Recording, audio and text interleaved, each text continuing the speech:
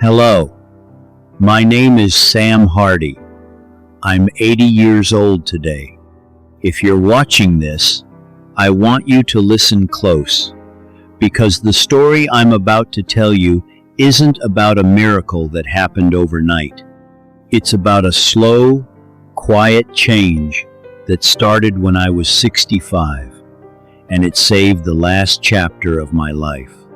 For most of my 65 years, I was the guy who believed hard work was everything. Construction sites by day, side jobs by night, always chasing the next paycheck. I thought if I just pushed harder, life would reward me. I told myself every morning, one more shift, one more job, and everything will be okay. But okay never came. By 65, I had a broken back from years of lifting beams, an empty house that echoed with silence, and kids who hadn't spoken to me in years. My wife passed away 10 years earlier, the doctor said, stress-related illness. But I know it was the weight of carrying our life alone while I was always gone. My son and daughter, they moved away as soon as they could, built their own lives, and rarely called. Christmas cards came, but no visits. No grandkids running through the door. Just me, a rocking chair, and regrets that kept me up at night. I'd sit here on this porch, staring at the old swing set in the yard that hadn't been used since they were little. I'd think about the birthdays I missed, the school plays I skipped, the arguments I started because I was too tired to listen. I convinced myself, that's just how life ends alone, tired, and wondering where all the years went. I had convinced myself this was the price of providing. That sacrifice meant something, but deep down, I knew the truth. I hadn't provided what really mattered. I projected a life of struggle and distance, and that's exactly what I got.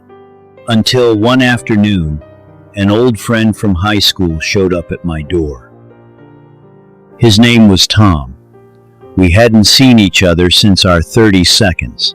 He looked good, calm, healthy, eyes clear.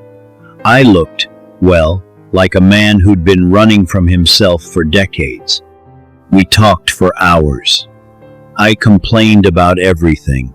Money tight, kids distant, body failing. Tom didn't judge. He just said something that stopped me cold. Sam, what if the reason your life looks like this is because that's exactly what you've been projecting in your mind every day? I laughed. Projecting? What are you talking about? He explained it simply. Your mind is like a projector.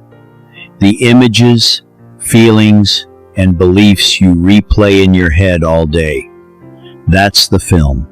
And the world outside is just the screen, showing you what you've been running on loop. I didn't believe him at first, but he left me with one question. What would happen if you started projecting something different? That night, I couldn't sleep. I sat on this porch and asked myself, what have I been projecting? Lack, struggle, loneliness. No wonder that's what kept showing up. I started applying this idea of projection in my daily life, and over the years, it reshaped everything. But before I tell you the results, let me explain what the law of projection really is, the way Tom described it, and how I came to understand it through experience. The law of projection is like an invisible force that works through your mind. Whatever you consistently hold in your thoughts, beliefs, and inner images becomes the blueprint for what shows up in your outer world. Your mind doesn't just observe reality, it actively projects it. If you keep replaying scenes of lack, struggle, limitation, or unworthiness in your head thinking, money is always hard, opportunities pass me by, people leave, or I'm too old for change, then your brain filters everything through that lens. You start noticing only the evidence that matches those projections, and you unconsciously behave in ways that reinforce them. It's a self-fulfilling cycle. The projection creates the perception shapes your actions, and the actions bring more of the same reality. On the flip side, when you consciously shift what you project, holding images of ease, abundance, connection, and possibility, the same mechanism starts working in your favor. Your attention opens up to opportunities you never saw before. Your decisions become calmer and wiser. People respond differently to you because your energy feels different. It's not about wishing things into existence magically. It's about rewiring the filter through which you experience life. The more consistently you project a better inner reality, the more the outer reality begins to mirror it, sometimes in small ways at first, then in bigger, undeniable shifts. At first, nothing dramatic happened, but little by little, things shifted. By 68, a side skill I'd almost forgotten, woodworking, suddenly turned into custom orders from people in town. Money started coming easier, not lottery wins, but steady, reliable flow. By 70, I paid off the house completely. My blood pressure dropped without medication. I slept through the night for the first time in years. By 72, I had enough extra that I could start giving back small donations to local shelters, helping neighbors fix fences or roofs for free. Giving felt better than hoarding ever did. It created a loop of more coming in. By 76, I was financially free. Not rich like a millionaire, with mansions and yachts, but no more bills keeping me awake at night. I had savings, a paid-off home, and passive income from woodworking commissions and investments I never would have noticed if my mind was still projecting lack. The biggest change wasn't the money, it was the peace. I stopped chasing and forcing. I started receiving calmly, naturally, almost effortlessly.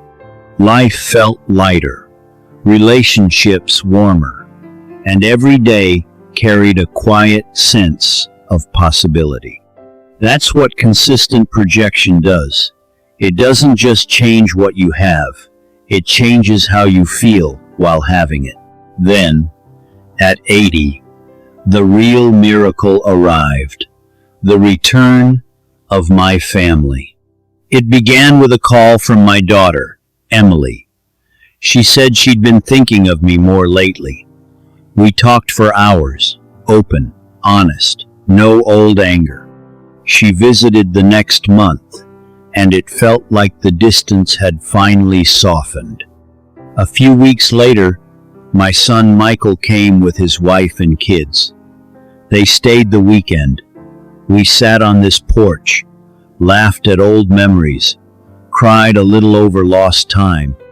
They said they'd felt the gap for years, but recently something changed. Like I was truly present now. I never begged or lectured. I just kept projecting love, connection, forgiveness, and abundance for us all. And somehow, it came true. They're back in my life now, not perfectly, but genuinely. We talk weekly. The grandkids run around this yard, calling me Grandpa Sam. At 80, for the first time, I feel like I've really lived. The porch isn't empty anymore, and that quiet shift in my mind, projecting better, brought everything back. So here's what I want to say to you. You don't have to wait until you're 65 or 80 to change what you're projecting. The power is in your hands right now today. Start tonight. Take just 10 minutes in a quiet spot. Choose one better image in your mind. Peace, connection, ease. Feel it as real. Then end with gratitude for something small. Do it consistently, and life will start mirroring it back. It happened to me slowly, but surely. Comment below. I changed it, and share what you projected tonight. I read every one. If this story moved you, hit like, subscribe, and share it with someone still stuck in the chase. This is Sam Hardy, signing off from this old porch. Project better, and let life surprise you. Thank you.